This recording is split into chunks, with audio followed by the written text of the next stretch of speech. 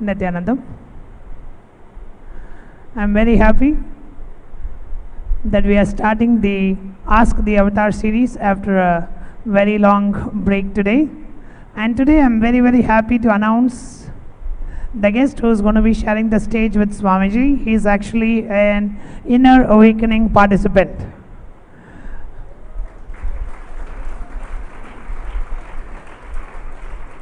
The person who is going to be interviewing Swamiji in today's Ask the Avatar episode is Dr. Biplab Mishra.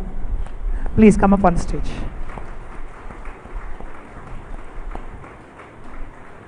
Dr. Biplab Mishra is a professor of surgery in the All India Institute of Medical Sciences, well known as AIIMS, New Delhi.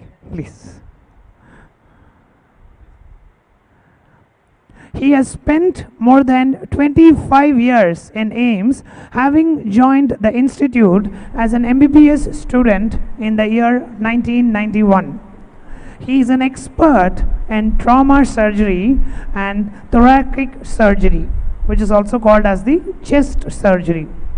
He is well known for one amazing surgery that he conducted in the year 2008, where a 22-year-old man was implanted with a 4 by 4 centimeter iron bar which had gone through his chest and abdomen, just missing the heart by a few centimeters.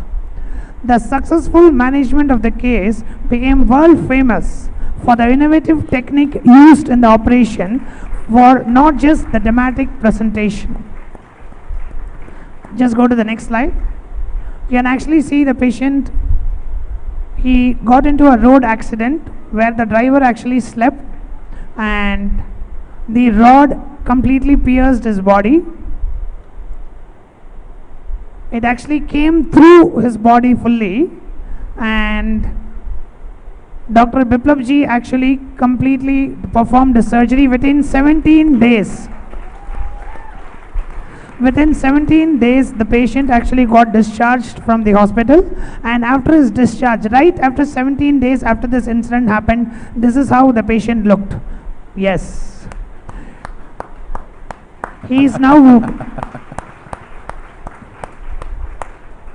this patient is now married and he has children as well. He is the Dr. Biplab Mishra is also the pioneer in the management of perforation of heart due to accidents in India, which he started in the year 2008. And there are two medical entities or terms that are named after him, namely the Mishra phenomena and the Mishra sign. So it's with a great honor and pleasure I welcome Dr. Biplab Mishra ji onto the stage, and I'm sure all of us are excited for the next episode of Ask the Avatar. Nityanandam. Yes. Nityanandam Swamiji. First Nityanandam. of all, so first I would like to ask you a question. We had a very glorious Vedic culture and technology thousands of years back. We had amazing powers and amazing technology. And there were people also who used to practice all this, who used to have those powers. And even many of the powers which are negative and which are present also at present, they were probably not there at that time also.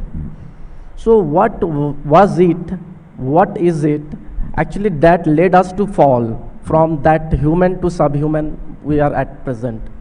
See, fundamentally,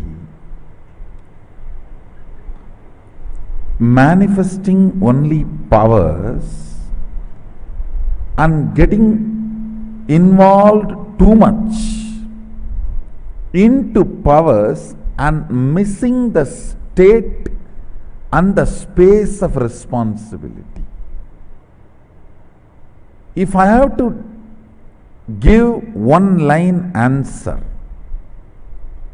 all the downfall of very highly evolved civilization, one line answer: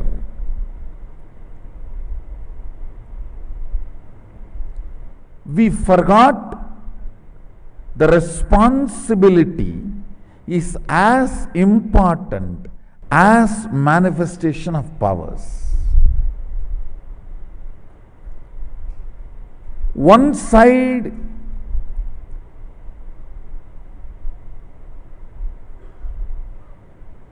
in the power manifestation, in the glory, excitement, the responsibility to handle those powers were forgotten. So next generations, they were empowered with powers but not enough responsible space to handle those powers. Like a Ashwatthama. Drona will never do such an irresponsible job of invoking Brahmastra out of sheer revenge. But unfortunately, Drona has done a biggest, I don't know what word I should utter or I should not utter, but whatever is said and done, reality is reality. Drona, out of his too much of attachment towards his son Ashwatthama, empowered Ashwatthama with the power of Brahmastra before even he empowered him with the responsibility to handle Brahmastra. This side, Arjuna as Brahmastra, but fortunately as a person like Krishna who has a power and responsibility both. This side, Ashwatthama, has only power but not responsibility. All the damage, if you see the whole Mahabharata, I should say that Mahabharata was one of the biggest collapse of the higher civilization. Almost all the best people are dead. Almost all the best technologies gone. If you see the whole Mahabharata war, people empowered and responsible, people only empowered but not feeling responsible. What is the need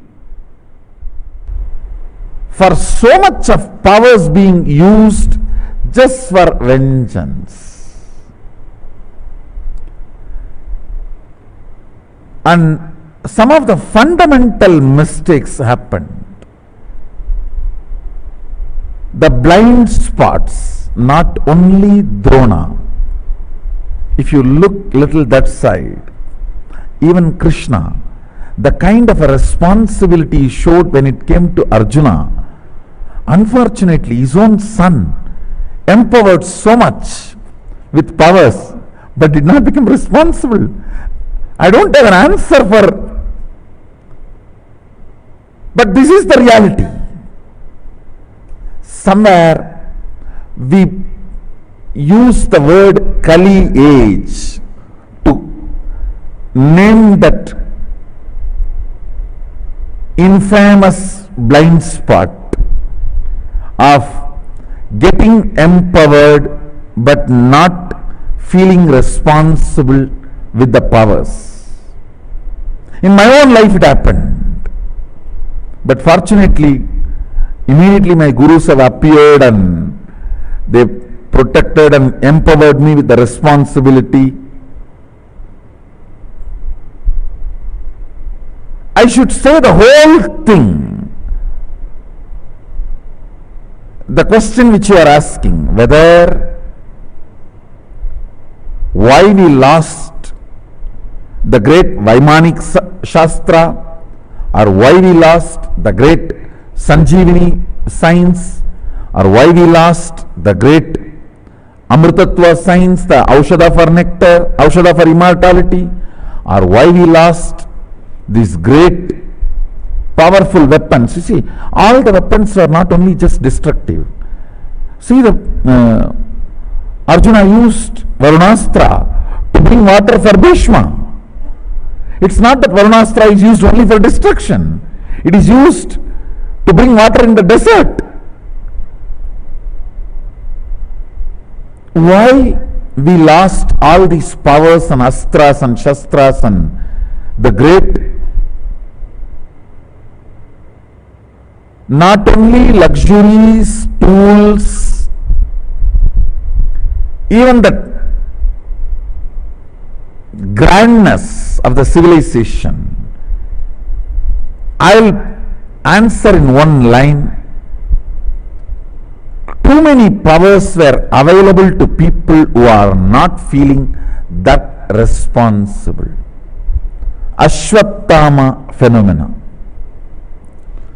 I'll name that as Ashwatthama phenomena because Ashwatthama and Krishna's son, these two are the worst examples of being pampered but not become responsible. Fortunately, Krishna did not give Brahmastra to his son, but surely the title Krishna's son he misused. He was not responsible even for that title. But here, Drona's son, not only the title, he even inherited all the powers of Drona. And people like him, they are responsible for the whole destruction. That is why again and again and again I insist on the state of Sadashiva, Nirvikalpa Samadhi first. From that operate responsibly, from that space let's manifest the powers. The whole science I am teaching, actually the whole new software I have developed, if somebody falls from the state or space, they will not manifest powers. Because I do not want one more Mahabharata or one more destruction. See, humanity cannot be inspired without being empowered by manifesting powers. There is a big chunk of dry Vedantis who don't even go into the side of the powers, but finally they end up only in depression. I have seen that group.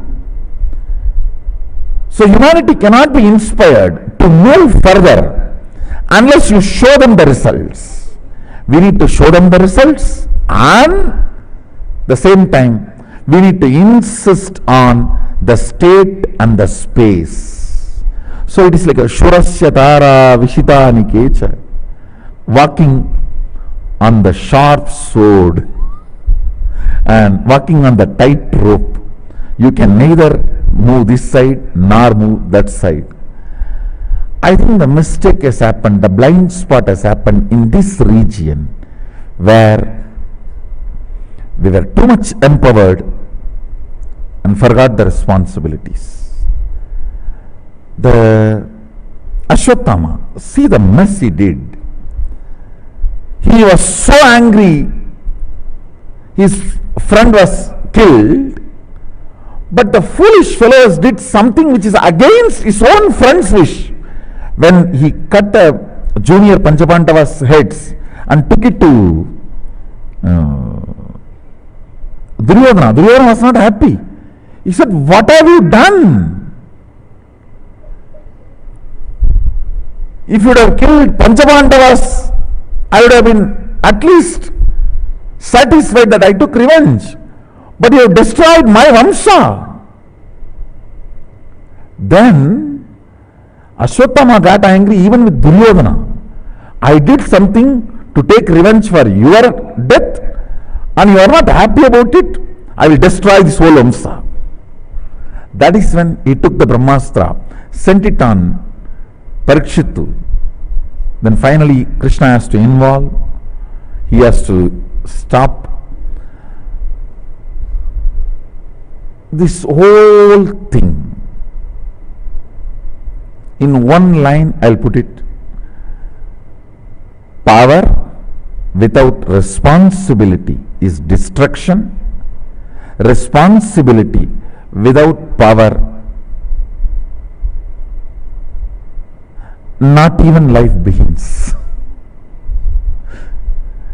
If there is only responsibility, no power, it will only be theory or dry Vedanta.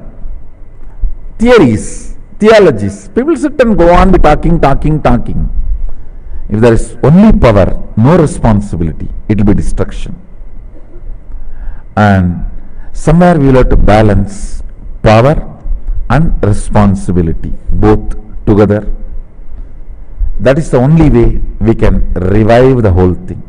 Fortunately, the science is not completely out of planet Earth. It is still there. It is still there. The good news is still the whole science is available. The DNA is available. It can be retrieved. That's the good news.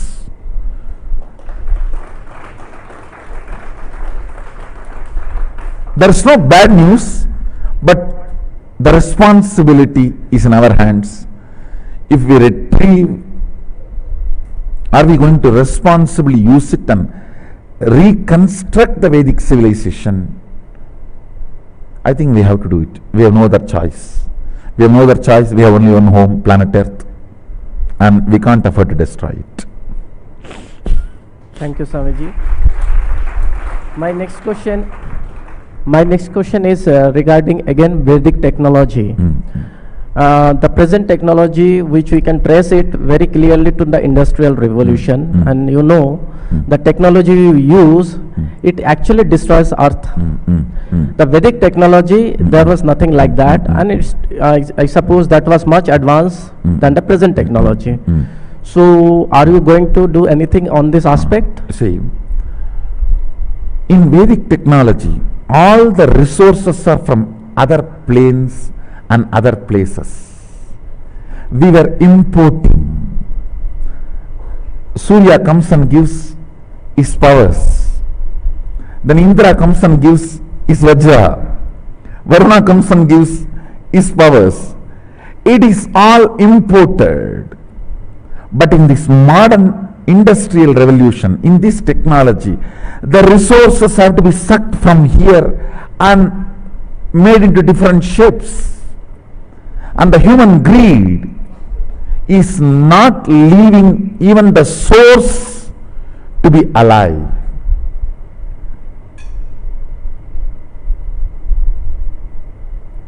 This is my responsibility. I will have to find alternative resources, fuel, energy, and bioenergy. For all these three, I have to find alternative resources which does not belong to this planet, which belongs to other plane, where the resources are endless. See, the other plane resources, one good thing is, such large population does not exist in other planes. That's one. Second, such large demand does not exist there. So it is my responsibility. I have to find a solution. Let me be very clear. As on now, I don't have a solution. But I know for sure I will find a solution. Because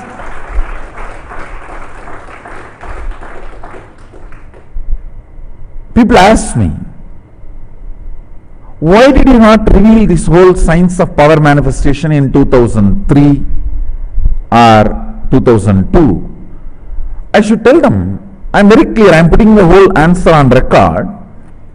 It is not that in 2003, 2004 I do not know this science, but it takes its own time to get downloaded, settle down and open up and reach out to the people. In 2003 itself we have video records, we have video satsangs where I am speaking about this power manifestation, where I am even explaining the procedures. They will be given a Shaktipat in third eye and then they will start reading blindfolded. I am speaking. But it took at least 3-4 years for the whole science to settle down, body to adjust for that vibration, for that frequency, and for that to manifest, and that kind of a disciples to come and receive. The whole thing to become a demonstrable Sakshi Pramana. It took at least 3-4 years. Same way, now I know the Shastra Pramana and Apta Pramana, and even as Atma Pramana, that it is getting downloaded. Just today I was telling that the Aushadha for immortality is already become my Atma Pramana now, which was Shastra Pramana, Apta Pramana. It is already now my Atma Pramana. Today only I said, let it be on record, at least for the sake of history. For this to become Sakshi Pramana, I am roughly looking at next at least 2 years. Next 2 years, we will have the same interview where we will be demonstrating with the clinical trials and medical trials the power of this Aushadha for immortality. We will be demonstrating reversing the aging or anti-aging and all that. At least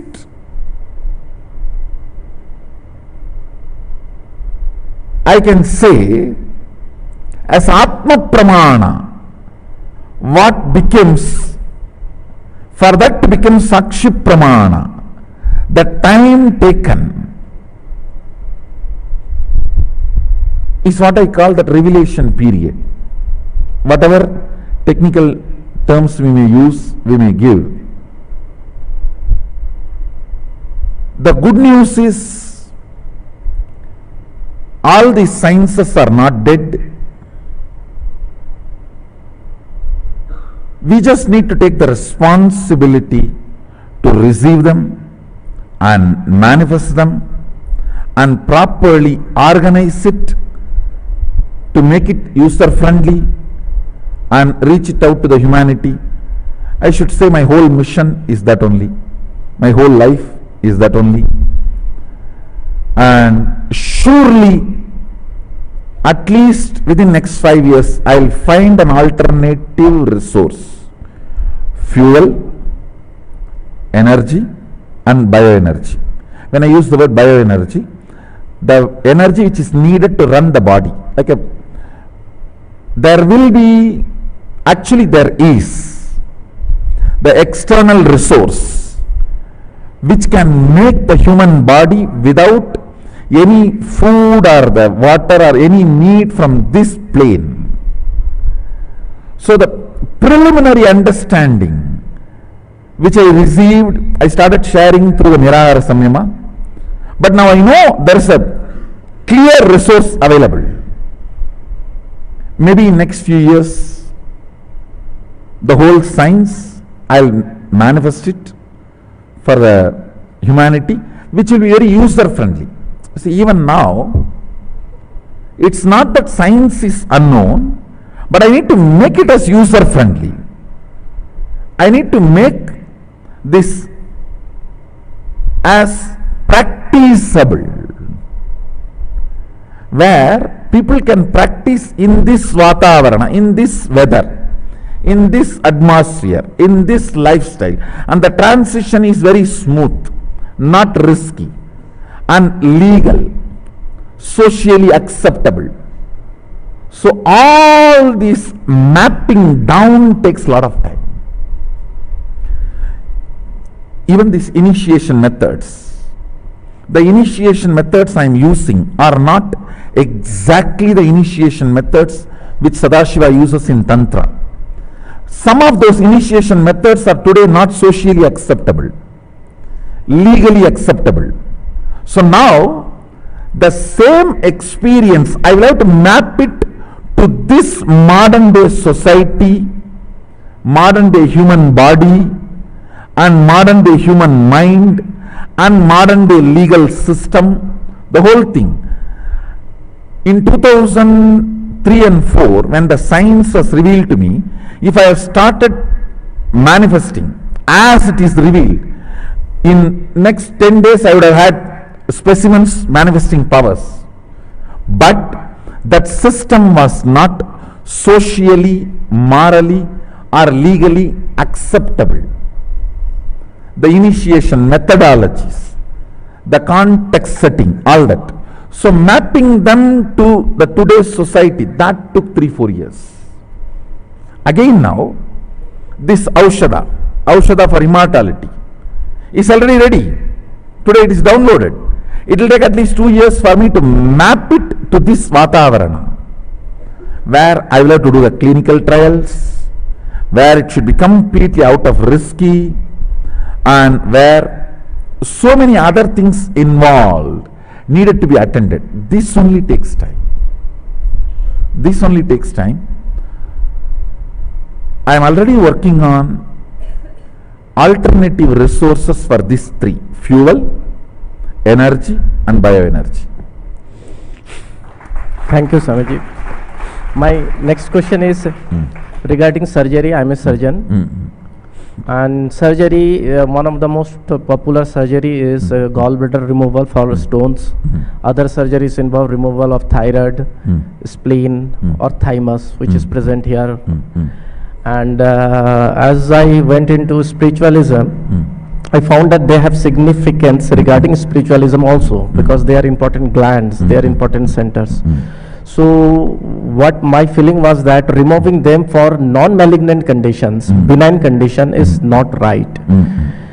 What is your view on that?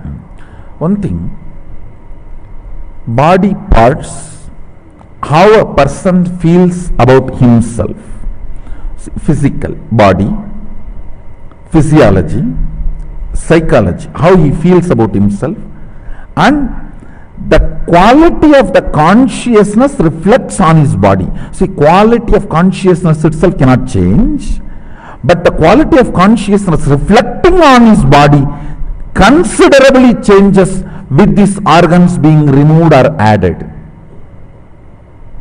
It's like a mirror reflecting the light. If there is a crack in this mirror or a part of the mirror is removed, the reflection does get affected. Even though the source light does not get affected, the reflection does get affected.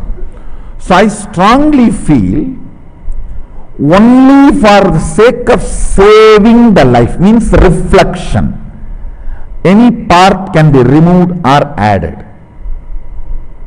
And I also wanted to put this on record. Hindu tradition accepts organ donation.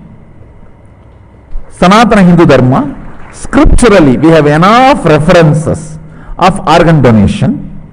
Organ donation out of love, without any other greed or fear motive, is accepted. It is allowed. And ethics for doctors, the Hindu ethics for doctors, not to remove any organ unless it is dangerous for life, consciousness, reflection. So I am of the same opinion you have. Thank you, Swamiji. My next question is regarding modern medicine also, that is allopathy. And after practicing for more than 25 years in this field, I feel that there are gross deficiencies in our system. And I tried to study Ayurveda and other system also, and alternative medicines. And I found that my personal research tells me that they are much profounder. So the balance, the solution for me is, there is definitely some good parts about the modern medicine. So the solution for me is to integrate that modern medicine with the alternative medicine. What is your take on that? Because when I came here, I have found immense possibilities here. So see, our traditional Ayurvedic Siddha and indigenous medical tradition, India has at least, I can say, 200 medical traditions. 200 medical traditions which has diagnosis and cure for larger number of diseases than allopathy. See, I am defining. India has at least 200 medical traditions. I am responsible for what I am uttering. India has 200 medical traditions which can diagnose and cure larger number of symptoms and diseases and disorders than the modern medicine. I am not saying completely dump the modern medicine. Surely modern medicine has done some amazing researches, discoveries and conclusions. All I am trying to say, all planes related to psychology, physiology and the innermost Vijnanamaya Kosha, those areas, regions, Ayurveda and Indian indigenous traditions are highly successful because the very visionaries had vision about all the Panchakoshas. When they diagnosed the root of all the Panchakoshas. Unfortunately, modern medicine works only on body. Most of their conclusions are from the dead bodies. In Ayurvedic and indigenous Indian traditions, that all the rules for diagnosis is done with the extraordinary third eye power of scanning a living person. So whole conclusions like what is disease, what happens if this medicine is given, what happens if that medicine is given, how it gets cured, after curing how the body responds, all this is recorded on a living person. Of course, in the modern day also the many clinical trials are on living person. But many of the conclusions which are not on living persons are taken as a foundation for medicine. One thing, the ignorance in the fundamental system by not accepting the role of consciousness, treating the body only as a biomechanism, that is a fundamental blind spot. Second, unfortunately, fortunately in India, Vaidya was with Brahmanas who are not greedy or frightened. Unfortunately, the Vaidya in the modern day has gone into the hands of businessmen who has, other than curing, there is a vested interest. The human body, if this guy is my income source, if his disease is my income source, why will I cure him? I only want him in a manageable level, so he goes and works regularly and pays me. I call it medical tax. So unfortunately, because of these blind spots, lot of things, see,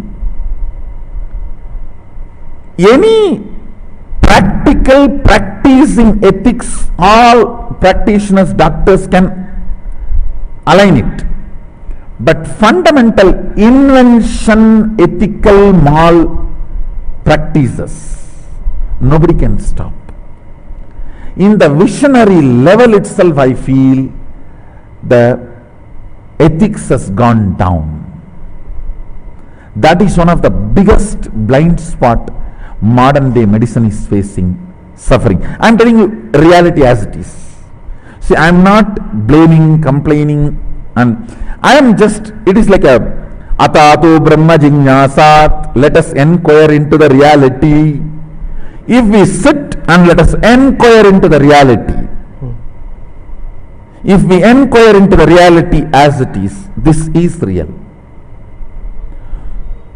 Somewhere it is only Indian doctors who can do, and it is Indian doctors' responsibility of bringing the place of consciousness in the health sector, making the world understand we are conscious beings, not biomechanism. Diagnosis need to go beyond the body. The diagnosis needs to be done with all the 5 koshas as a complete diagnosis, and cure need to be done from the angle of consciousness. And these extraordinary possibilities and powers should be put under clinical trial, studied thoroughly, with the mode of internalizing them, not rejecting them. How much we can internalize with that mood. See, I don't want somebody who is completely saying yes, or I don't want somebody who is completely saying no. Somebody who is looking at how much we can internalize with that attitude. if somebody studies this whole yogic science, Ayurveda and allopathy, brings the vision together, we will be doing a greatest service to humanity. I think only Indian doctors can do. I'm ready to take help from you. Would you like to collaborate? I think we should do something. We should do something. The world needs. World needs it. See, in US, a large number of doctors is from India. Indian doctors are well known. Even the American patients want to go to Indian doctors because of their ethics. And I think I can say that big chunk is Telugu doctors. No, see, the ethics is in their very being. Venkateshwara is responsible for the Americans getting ethical medicine. Because Venkateshwara is in the very system of Telugu people. When they become doctors, they always feel that they are committed to Venkateshwara. They are responsible for life, for ethics. I can say our beliefs about life and our belief about God, our belief about humanity, all that matters when it comes to ethics. But even they can only bring ethics in the practice level. What about the invention level? Only if we do something in India, the invention level ethics can be awakened or reawakened or rediscovered or whatever. From the level of Shushruta, the visionaries, great visionaries. And in India we had a great tradition called medical astrology or astrology medicine, where Varahamihira, the great masters, they will study even the nakshatra and grahas and time, and then based on that they will give medicines. Even all that was used for diagnosis. So somewhere all these understandings internalized medical system, which will be the greatest gift to the world from India.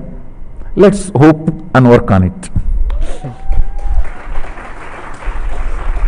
Swamiji, my next query is regarding vaccinations. Recently, a woman in US was jailed for not vaccinating her child. I actually personally researched into this matter for my personal inquiry. I found that there is major problem with vaccinations. Vaccines contain toxins like aluminum, and many of the advantages of vaccination which people have said, just like polio, they have said we have eradicated polio, but people have proven that they were not because of vaccination, they were because of sanitization, good sanitization.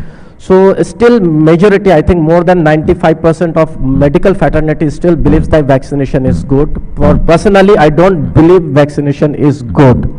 Though I am a surgeon, I research it with limited resources, but I would like to know your opinion on that. See, usually I never comment on any law of the land, and if something is law of the land, I try to keep myself away from commenting about it.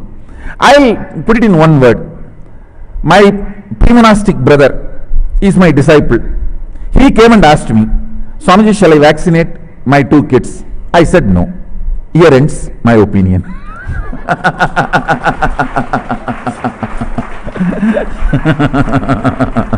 Who will listen to me?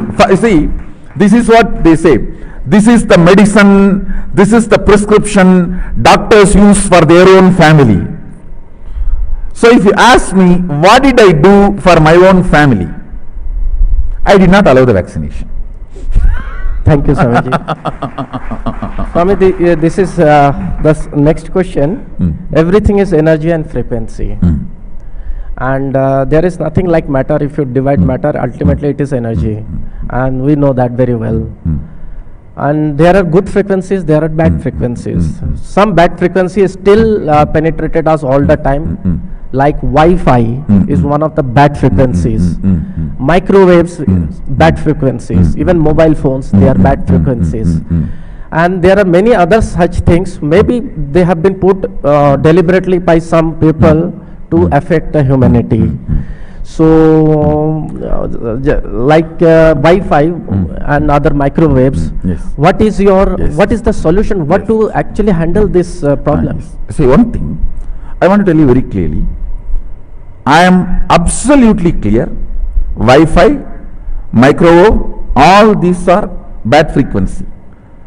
But the good news I have is, they are very low negative frequency. Actually, if we do not know to raise our frequency only, they affect us. If we can work on our consciousness, even very simple level of 10-15 minutes everyday completion, the kind of a frequency boom happens in us cannot be disturbed even if you are 24 hours sitting in Wi-Fi and talking in cell phone, or you are working in a call center. All it takes is 21 minutes of everyday completion for a frequency boom. You see, I am not at all denying that Wi-Fi and microwave are all negative frequencies. I can give you even 5-6 more examples which are negative frequencies. I am not saying no. The good news is they are too small to be afraid. 21 minutes of, very simply I'll define, 21 minutes of not responding to your thought currents is more than enough for your consciousness to go up, where any of these frequencies do not touch you or disturb you physically, physiologically, mentally and psychologically. 21 minutes of not responding even to the powerful thought currents you are having. That comes only when you are sitting for completion. I use the word manana or dhyana or dharana because originally in our Vedic tradition, the dharana or the word manana or dhyana or nididhyasana, they are all not negative. They are all completely raising your frequency. See, even yogaha chitta vritti nirodha is not, the word nirodha cannot be translated as cessation. It is actually raising above, raising your frequency above. That is supposed to be the dhyana or dharana or the nididhyasana and all that. So fundamentally, raising your frequency even by spending 21 minutes a day. You do not need to be afraid at all about the Wi-Fi or the microwave or any other negative frequencies. See, what I mean by the word positive frequency, negative frequency, whatever is for life, positive frequency. Whatever is against life, negative frequency. For example, fundamentally I accept somarasa, but I don't accept this alcohol, wine, beer, brandy, whiskey and all that. People ask me, why both puts people high? Why are you accepting this? Why are you not accepting that? Somarasa does not damage your liver. Soma does not age you. It puts you in high, but it doesn't put you in delusion. It does not cause damages to your whole system. But the modern day alcohol, whiskey, beer, brandy and all that, they put people in high, but they do cause damage to the system. The Upanishad very clearly declares, Sadagum Samaga, decide to live hundreds of years. Anything which is supporting life is good. Anything which is disturbing the health is negative. Surely Wi-Fi, micro-oven, all these waves, I will only put it as negative because they are not supporting life. The good news is we can go above them because they are not that powerful if we decide to nullify them. So are you going to get Somrasa in near future? Very, very soon it will be decoded and made available to all of you. Thank you, Swamiji, for answering all my Thank you. questions. Thank you. Thank you, Doctor. Thank you, Thank you, sir. for wonderful time. I thank Dr. Biplab Mishra, who beautifully graced the stage today. I'm sure all of us enjoyed the very entertaining and the exciting interview. And of course, whenever Swamiji answers any questions, we actually don't know what's going to come out, but it's always something very, very exciting and entertaining and enlightening. So with that, we come to the end of the Ask the Avatar series for the day. Thank you, Dr. Biplab ji, and I really enjoyed. I enjoyed. Thank you for being here. My blessings to all of you. Let's all radiate with integrity, authenticity, responsibility, enriching, causing, living Shuddhadvaita Saivam, Sada Shivoham, the eternal bliss, Nityananda. Thank you. Be blissful.